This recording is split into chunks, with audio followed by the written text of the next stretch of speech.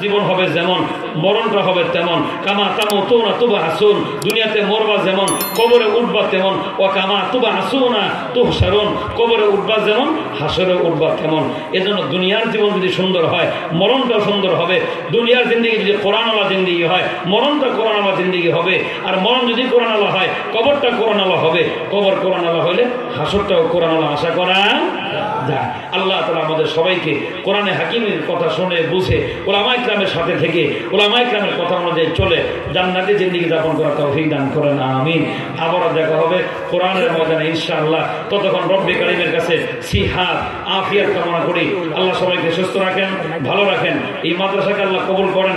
যাদের অক্লান্ত পরিশ্রম, কেউ টাকা, কেউ পয়সা, কেউ বুদ্ধি, কেউ শ্রম, যে যেইভাবে দিয়ে আসতেছেন, তারা মরে গেছেন, মালিক সবাই মাফ করে দিক। যারা বেঁচে আছেন এই আমলটুকু মালিক যেন নাজাতের ওসিলা হিসেবে কবুল করেন। আবারও দেখা হবে এই প্রত্যাশায় আজ এখানে বিদায় নিচ্ছি। আসসালামু আলাইকুম ওয়া রাহমাতুল্লাহি ওয়া বারাকাতুহু।